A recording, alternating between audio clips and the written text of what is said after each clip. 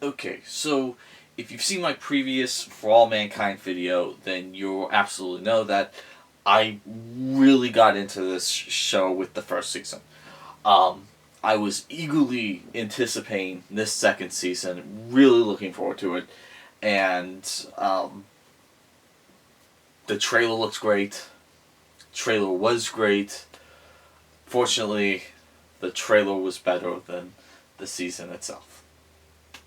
Um, yeah, I had really high hopes for this season. I thought it was going to be really awesome, and it does have awesome moments, but compared with the first season, uh, yeah, this overall season was really disappointing. Let's get into it. You need to remind them of Apollo 11. We came in peace for all mankind. Ready to fire. We need to live up to that.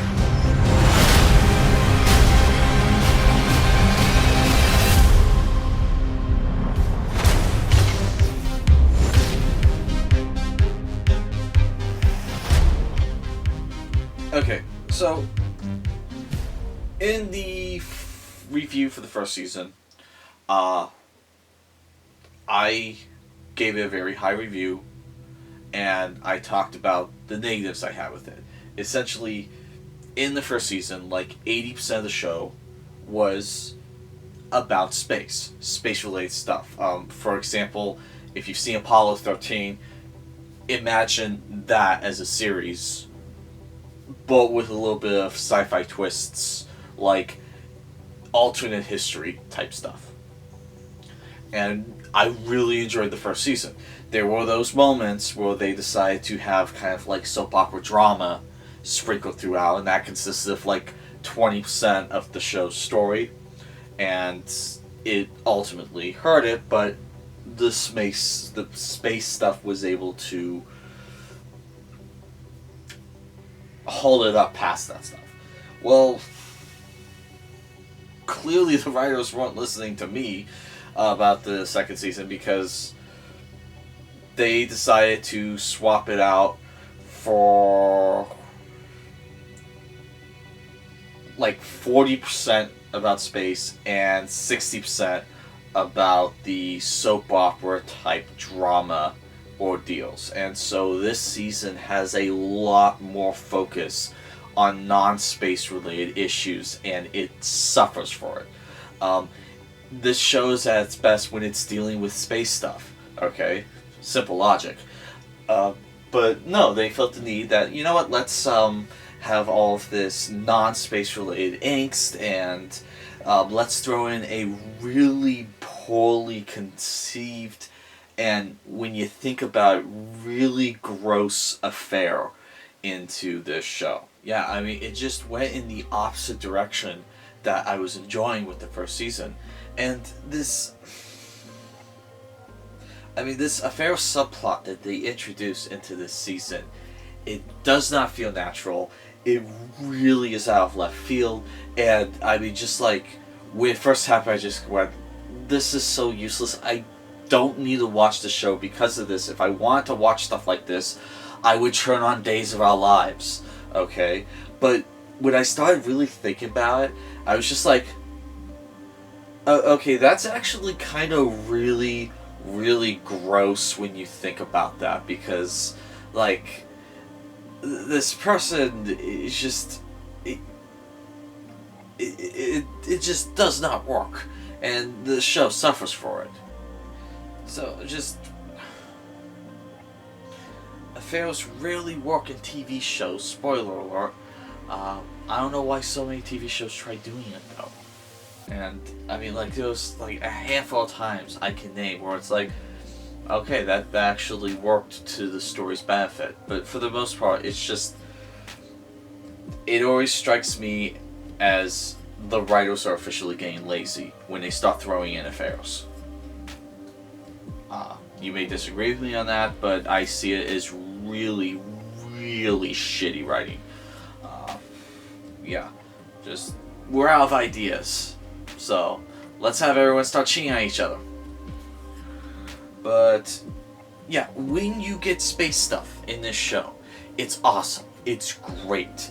Especially, and this is in the trailer, so I'm not spoiling anything, but when the astronauts finally get machine guns, it's amazing. And it looks insanely cool. Like, just when you see an astronaut with a machine gun, you automatically want to know what the story is behind it. Like, okay, is this for aliens? Is this for Russians? In terms of this case, it's for Russians. But still, seeing 5 astronauts hanging off the side of a lunar lander, all holding white M16s. I mean, it's like, it's very distinct and really enthralling, intriguing. Like, I want to see what happens next with that, not Mary Sue screaming the little boy she raised down at the end of the street. I know that seems weird, but, like, that's how gross that affair is. It's just, yeah, I don't know if the writers were, like, into some weird stuff, or if they just didn't realize the weird corner that they were painting themselves into, but I digress on that subject. And so, yeah, when the space stuff happens, it's really great. And, like, I'll fully admit, the last episode was really good for one very important reason. It was all about space. And, like, there was even a genuine surprise that caught me off guard. Just like, oh, wow, did not see that coming. That was unexpected. I really thought that was going to end differently. You know, so, yeah, no, last episode's great. And, I mean, and there were other little tiny things that just didn't make a whole lot of sense. Like, the main character from the first season, I believe his name is Joel Kinnaman. I'm probably not pronouncing his name properly. He's from Suicide Squad. He was kind of the main character of the first season. In this season, while he's still, like, at first billing, his character just kind of doesn't really have anything interesting to do. I mean, he's still in the show, he's still kind of at the forefront, but ultimately, in this season, he is not the most fascinating character. Not by a mile. Surprisingly, the big, like, focus point on this season is of a character that I was not particularly fond of in the first season, character of Gordo. In this season, he kind of gets a lot more character development to shine, a lot more room to grow, and, like, by the last episode, I was just like, yeah, I want to know what's happening with Gordo more than the main character whose name I can't remember. Kind of a clue right there for anyone making a show. If a supporting character's name is more memorable than the main character, then people aren't going to connect with the main character. And so, yeah, I mean, did I have a good time with the show? Yeah.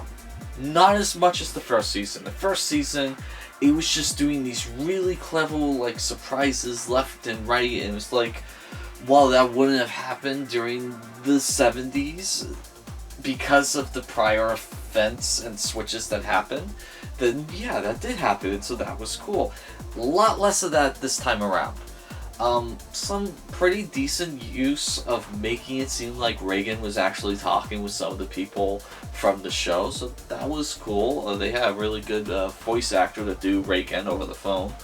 But, yeah, so this was a mixed bag. I won't say this season was complete garbage, but you had to suffer through a lot to get to the really good moments, and it didn't help that this, like so many other shows, it makes my brain melt. They release this show weekly, okay? I guess, like, Netflix is the only company that's doing a full season drop anymore. And, like,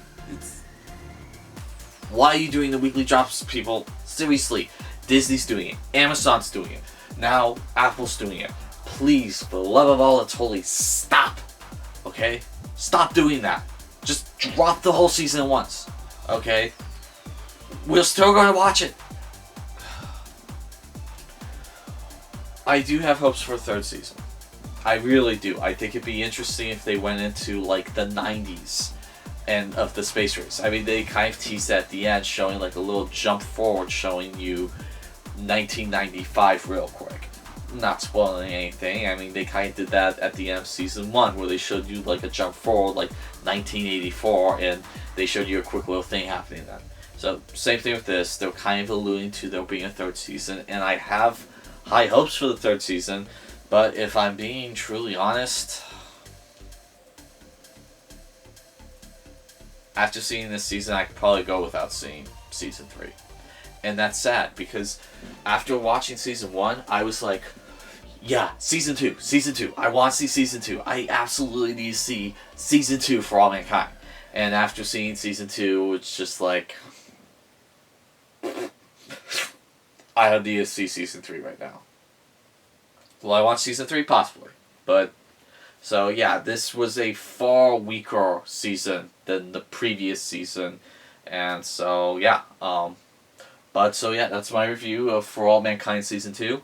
And maybe you guys would disagree with me. I felt that there was a lot more soap opera type drama in this season that really held it back from being what it should have been, a sci-fi spin on an Apollo 13 setting. Anyway, my name's Chris Furcano with 11th Hour Reviews, and that is all.